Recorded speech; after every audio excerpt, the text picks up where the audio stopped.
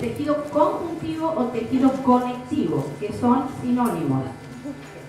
La característica del tejido conectivo o conjuntivo especialmente es un tipo de tejido que es de unión, es de relleno, es lo que tiene en la función es como de formar parte del estroma, de todo lo que es la parte interna de los tejidos. Entonces es un tejido que está formado por células que están muy separadas una de otra. Si vemos el dibujito, por ahí no tienen la visión exacta de cómo son los otros para comparar, pero ahí se ven que las células están separadas una de otra. Por lo tanto, hay en proporción a otros tejidos menor cantidad. Y la matriz extracelular, que sería el espacio que ocupan entre medio de esas células, es mucha, tiene abundante espacio, abundante cantidad. Esa sería una característica en términos generales del tejido conectivo. Células separadas y mucho espacio extracelular. Las características en general del tejido conjuntivo o conectivo es que tiene células que están muy separadas entre sí y el tejido extracelular o la matriz extracelular tiene abundante cantidad. En esa matriz extracelular, imagínense ustedes cuando después describamos, que una cosa van a ser cuando describimos la célula y otra es cuando describimos la matriz extracelular, que es el espacio que está entre medio de las células, que tiene como composición, y las vamos a ver por separado, a las fibras del tejido conectivo y la sustancia fundamental amorfa. Aquí lo importante es, entre todas las cosas, es saber, por ejemplo, el origen, desde el punto de vista embrionario, de dónde provienen cada una de las células. El tejido conectivo, el origen embrionario, es del mesénquima. Eso es importante que lo sepan. El mesénquima da origen al mesodermo y el mesodermo es el que da origen al tejido conjuntivo. Hay otra parte de la materia donde vamos a ver especialmente lo que es embriología, pero es interesante que ustedes ya vayan asociando.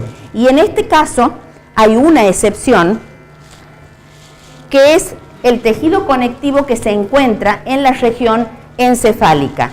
Ese tejido conectivo no proviene del mesénquima, sino de una parte que se llaman las crestas neurales y el nombre es ectomesénquima. Para poder entenderlo, para poder estudiarlo, uno hace clasificaciones arbitrarias, no es que sean exactamente clasificados desde la naturaleza, sino uno lo hace para poder estudiar. Entonces, en la forma de diferenciarlo para poder estudiar el tejido conectivo le vamos a llamar tejidos conectivos comunes o tejidos conectivos especializados.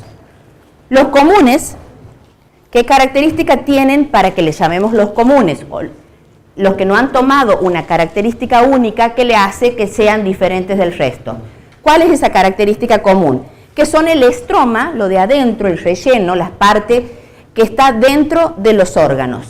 O también son los que se llaman que le dan el microambiente a la célula. ¿Qué sería el microambiente? Ese espacio que los envuelve y que está, imagínense que siempre es una estructura tridimensional, entonces no es plana lo que está alrededor, sino lo que está envolviendo cada una de las células. Esa es la característica de los tejidos conectivos comunes que los vamos a clasificar. Y dentro de los tejidos conectivos especializados son los que han desarrollado alguna característica que le permite ser únicos o diferentes, y entre esos están los cartílagos o tejido cartilaginoso, el tejido óseo y el tejido hematopoyético y de la sangre.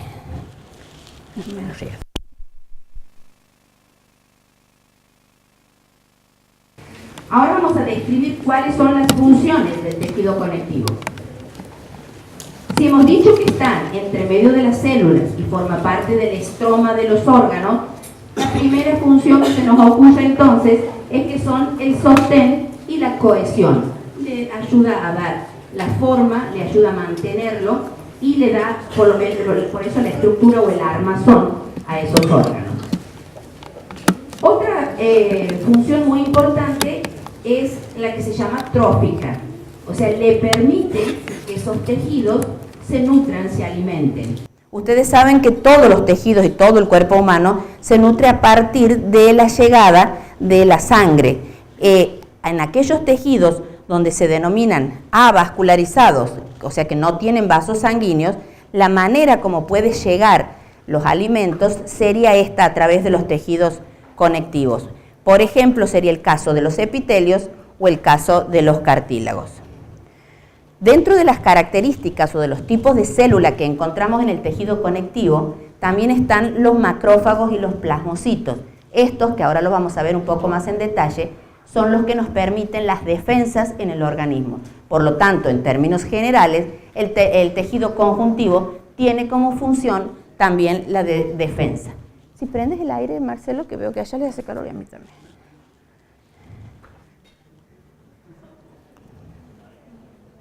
Aunque sea medio suave.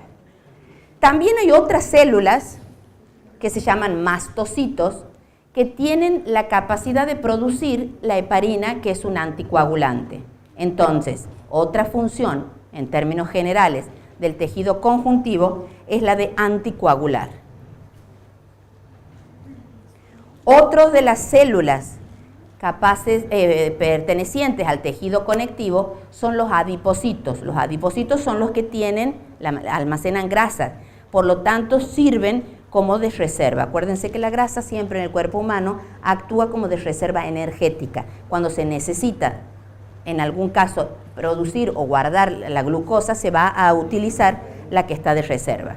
Y la otra es la de reparación. ¿Qué sería la reparación? Ante un lastimado hay que cicatrizar, o sea, hay que reponer un tejido que se ha dañado o que se ha perdido. Esa capacidad también la tiene el tejido conectivo, que es la de proliferar produciendo la cicatrización. Este tejido conectivo está formado por células. Hemos dicho que el tejido ya es una estructura que tiene un plano más o un paso más en la complejidad de la estructura de organización del cuerpo humano. Habíamos visto que las células eran el elemento fundamental y era el más chiquito en funcionamiento. La unión de esas células nos forman los tejidos. Este tejido, que es uno de ellos, el tejido conectivo, está formado por distintos tipos de células. Ahora las vamos a ver un poco, digamos, individualmente o con algunas características, pero aquí para que se les vaya por lo menos fijando y acostumbrando el nombre de todas las células que pertenecen al tejido conectivo. La primera, la más importante, la más abundante, es la que se llaman fibroblastos.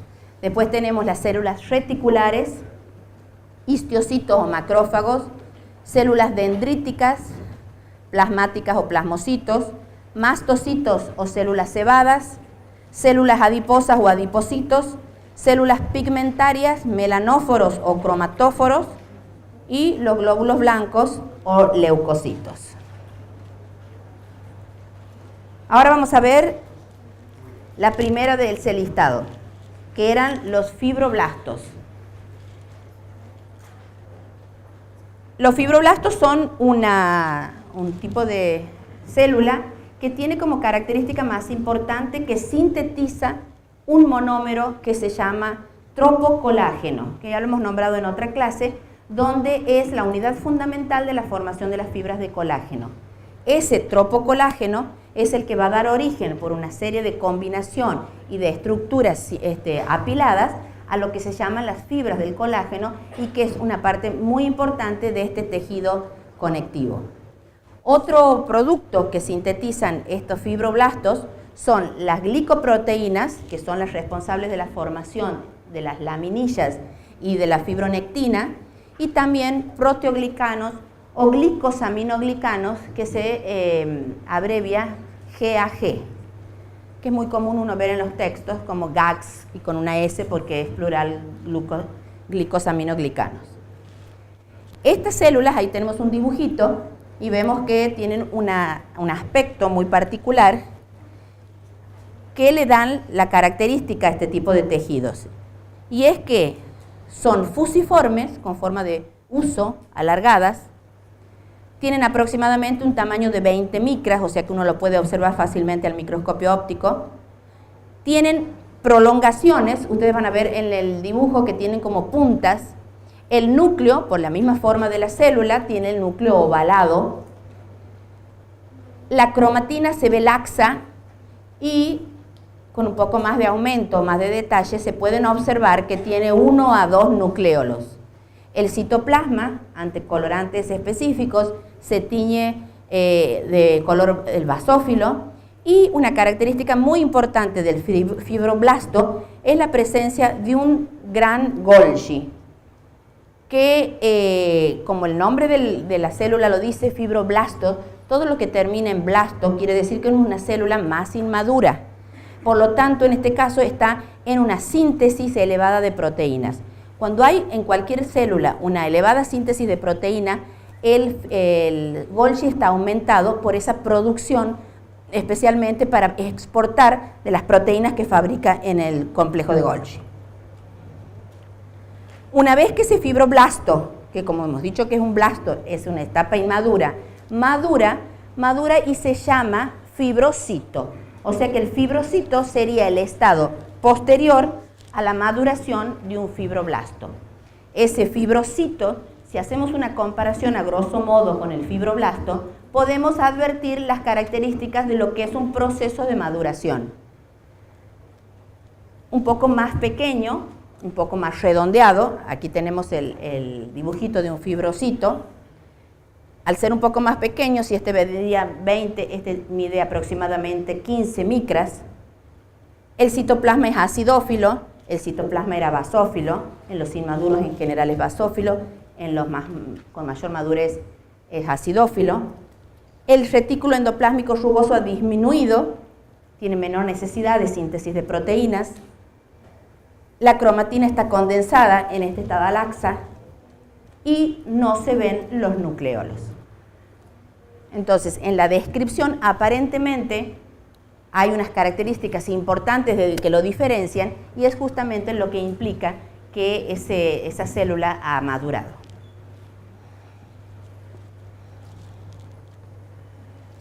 Otras células importantes son las células reticulares. ¿Qué características tienen estas células?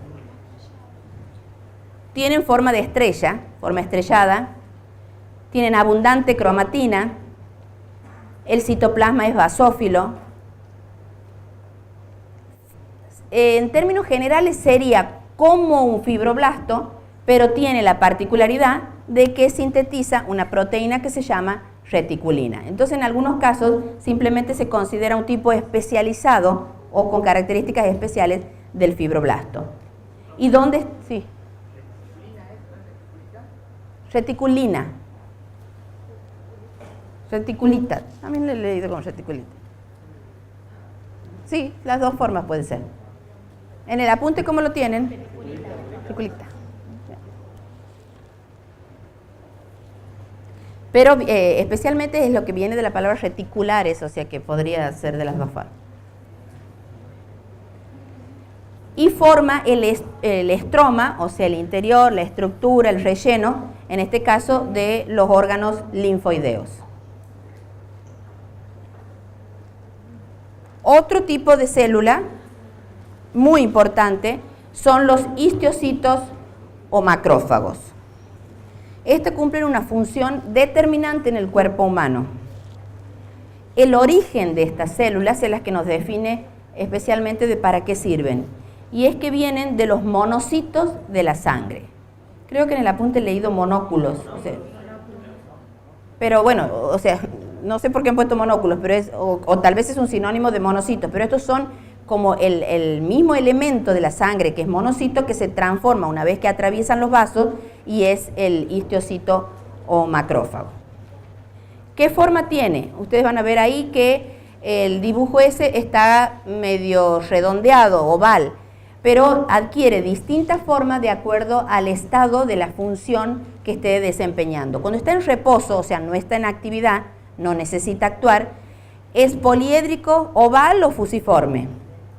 En cambio, en actividad, produce como una serie de pseudópodos o pliegues que son los encargados como de fagocitar aquellas estructuras o aquellos elementos que le están siendo perniciosos al organismo. Porque la función, a ver, después vemos la función. El núcleo es pequeño con una cromatina condensada y el nucleolo pequeño y excéntrico.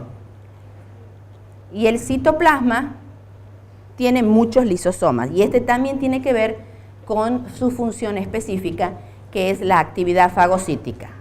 Y ahí les he puesto en un cuadrito aparte para que lo entiendan y no se olviden que participa especialmente en los procesos defensivos o inmunitarios del organismo. ¿Qué función cumple el macrófago? Es una célula que se llama presentadora de antígeno. Les explico qué significa esto. Cuando las células que nos defienden se encuentran ante un agente agresor, que puede ser una bacteria, que puede ser un virus, lo que hace es fagocitarla, o sea, la incorpora. En esa incorporación a esas proteínas que son anómalas, que son perjudiciales, o porque son una bacteria, o porque son un agente causal de alguna enfermedad, o porque simplemente las desconoce como propias, lo que hace es llevar ese antígeno de la proteína hacia la superficie del mastocito. Eso se llama presentadoras del antígeno. Una vez que en la superficie del mastocito está como expuesta esa proteína de ese virus, imaginemos, el sistema inmune va a ir a fabricar un anticuerpo específico para ese antígeno que ha sido expuesto, se va a unir, va a formar el complejo antígeno-anticuerpo que desencadena procesos inmunitarios para lisar esa unión y por lo tanto de esa manera destruye el agente causal de la infección o de la alergia en algunos casos. Entonces, todos esos procesos, que no es el único, ahora les describo el otro, se llaman procesos de defensa del organismo. Por eso la importancia de los macrófagos es porque justamente actúa como defensa y en los procesos inmunitarios. Otra característica que tienen los macrófagos es lo que se llama la quimiotaxis. Tiene en la superficie unas optoquinas que son capaces, las bacterias o los virus, que son capaces de atraer a esos macrófagos para producir este efecto de unión antígeno-anticuerpo que desencadena los procesos de lisis o inmunitarios.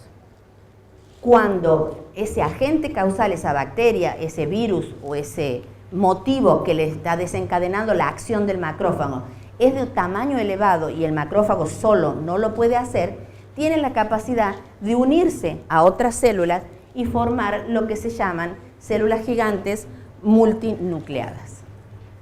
¿Sí? Entonces, hasta ahí lo más importante es que sepan que los macrófagos participan en la defensa del organismo. ¿De qué manera? Poniendo especialmente los antígenos en la superficie, o sea, es un presentador de antígenos.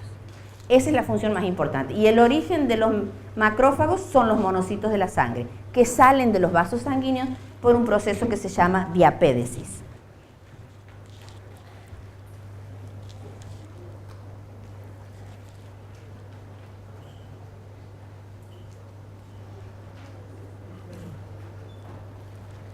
Células dendríticas. Ahí tienen un dibujito y el mismo nombre le da, nos hace imaginar la forma, que tiene muchos como espículas, como palitos, que son las dendritas.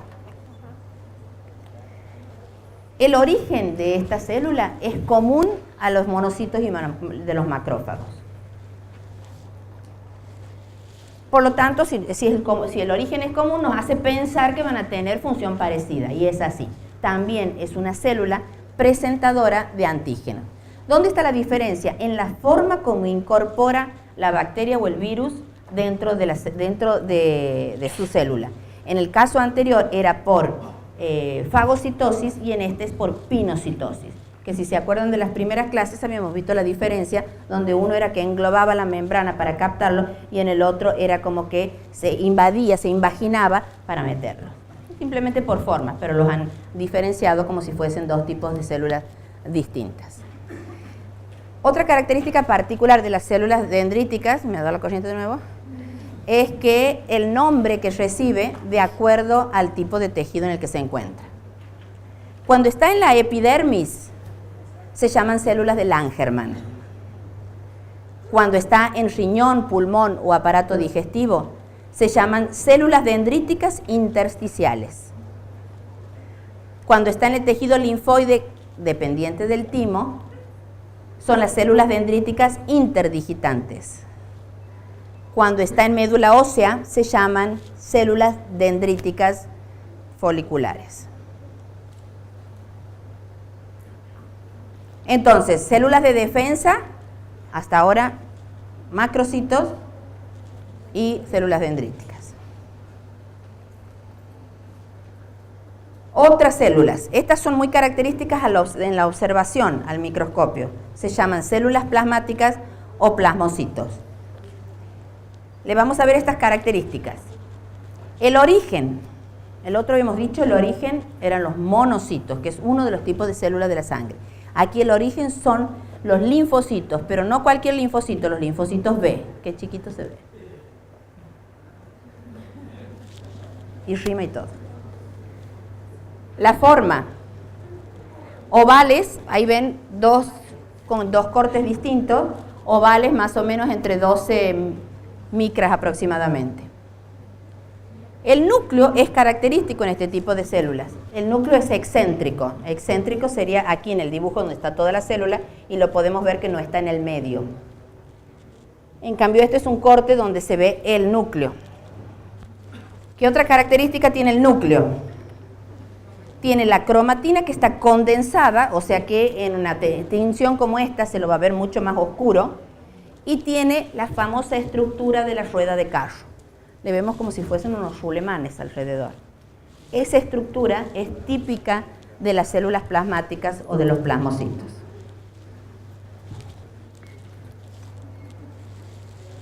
El citoplasma es basófilo y tiene un ergatoplasma muy desarrollado. Esto quiere decir que sintetiza mucha proteína también. Y vemos que queda una zona en el citoplasma clara que corresponde al Golgi.